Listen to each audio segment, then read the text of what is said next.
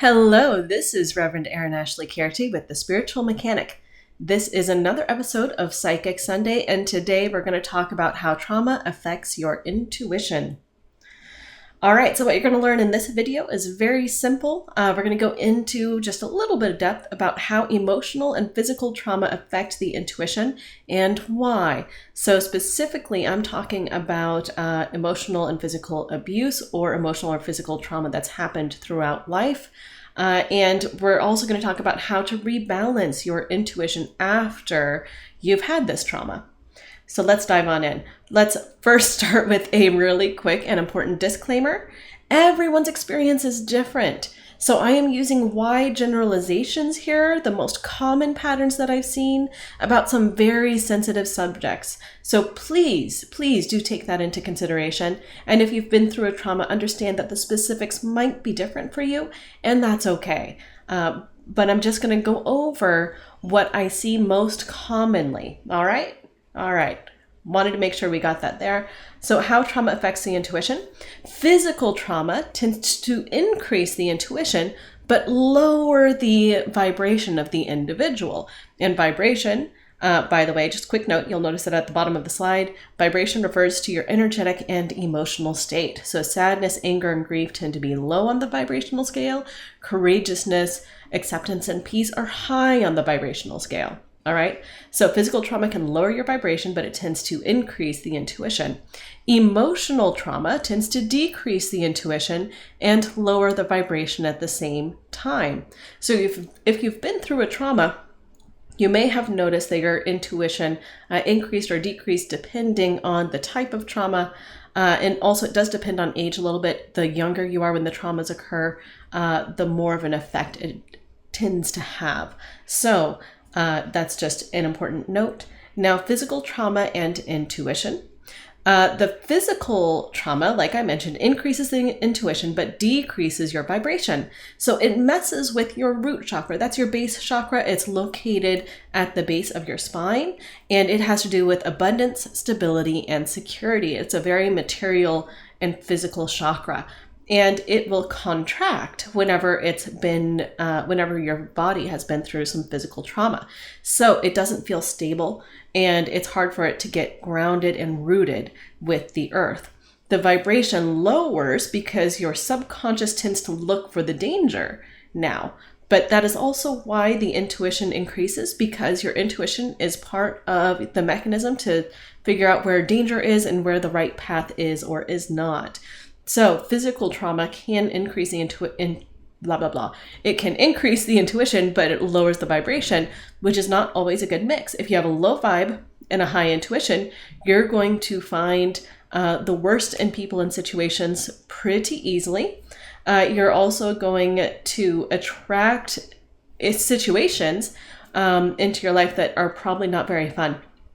Also, if your intuition is very developed and you're in a very low vibrational state, that tends to be when the low vibration entities become attracted to you. So overall, it's not a wise thing once you're conscious of it to stay in the low vibration. So as soon as you're out of the physical trauma and you're in a place of actual safety, that's when you want to start working to heal that. I'm going to go into a few ways to heal the intuition and energetic states, but please don't shy away from any other type of appropriate help where necessary and where appropriate. So just be open to that. All right, emotional trauma and intuition. So emotional trauma decreases the intuition and decreases your vibration. Because it messes with the throat chakra has to do with communication. And part of that is your connection to your own truth. Now, emotional trauma, specifically emotional abuse, if you've been through emotional abuse, people will teach you that you cannot trust yourself and you are not a good person. So that's classic with emotional trauma and emotional abuse, whether it's true abuse or whether it's just a series of bad relationships that weren't quite on the abuse level, but you ended up believing those lies. It cuts off your ability with that throat chakra to hear your own personal truth. And then that solar plexus chakra, that's where your confidence is. And so if that's been damaged as well, then they're both going to be small, and it will cause you to question your own knowingness, and it will wear down your confidence. And so that causes the intuition to decrease because you don't trust yourself, and it's hard to trust the universe at the same time. Your vibration lowers because your subconscious tends to look for why you as an individual might be a bad person, especially, again, in cases of emotional abuse. So that's very common with emotional trauma and the intuition. All right. So what to do? Let's get back into rebalancing. So again, just before I start the rebalancing part here, please understand that we're talking about very delicate issues. It is likely that if you've been through this, that you're not going to fit an exact mold that I'm talking about. That's okay. I'm talking about broad strokes here, sweeping generalizations. So please don't get too caught on whether you fit into one particular mold exactly. And please feel free in the comments to talk about your experience if you feel comfortable doing so. All right. So rebalancing after physical trauma. First, you want to practice raising your vibration. That's the most important thing. There are 3 really good ideas for you as far as raising your vibration. You can use white light if you're a visual person to clear your energy and raise your vibration. So you basically imagine sitting in a ball of white light. It's a beautiful meditation, and you can sit in that meditative state, imagining white light, and then breathing white light into any place that feels uncomfortable or not healthy energetically within you.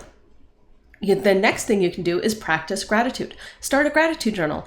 Every day, write down 5 things that you are grateful for and go into detail about why you are grateful for them until you start to feel that emotion of gratitude. So this isn't just a quick list every day. This is a list along with the reasons why, and tap into that underlying emotional reason. And last but not least, and very important, forgive those who have hurt you. Keep working at it until you are free. Now, this is huge because sometimes we mistake forgiveness for hiding. So some people think that if you forgive, then you're saying it's okay whatever happened to you. That's not necessarily what forgiveness is about. Forgiveness is about your freedom, your ability to experience freedom in the moment right now. So that's what forgiveness is all about. Keep that in mind as you move forward and find it in your heart to forgive. And if necessary, take whatever action you need to keep yourself safe and hold someone accountable if that is appropriate. Just know that you deserve the freedom that forgiveness brings you. All right, rebalancing after emotional trauma. First off, practice raising your vibration outlined for physical trauma. Please do that. Those 3 tips are going to work great for you no matter what. And then you want to practice self-trust. That's the throat chakra. So this is just a practice of noticing what feels true for you. And then you want to practice honoring that as best you can. So whenever you do this, you can place your hands over your heart and ask, what is true for me today? And then you can write it out in a journal or on a piece of paper if you don't like keeping journals, whatever it is, but you want to do the act of writing it out because that helps solidify it. Since this is an area of weakness after an emotional trauma, you want to strengthen this by writing it out. And then, as best you can, honor those truths for you. Next, with confidence, that solar plexus chakra, you want to first mind your posture, especially if you're sensitive or an empath, because your physical body is what houses everything that is physical within you, including the biochemicals that allow you to feel confident and comfortable and safe. So shoulders should be relaxed back and down, head should be held high, and you shouldn't be feeling restricted in the midsection. And so that's going to assist you in having a better space so your body feels safe so that you can experience more confidence. Next thing you want to do is take action on your dreams and goals. It doesn't have to be big action, but any little step that gets you just a little bit closer. Just as an example, if you wanted to go to college, go back to school, then you could look up the college and find out the application process and start the application process. It'd probably take you about 20-30 minutes.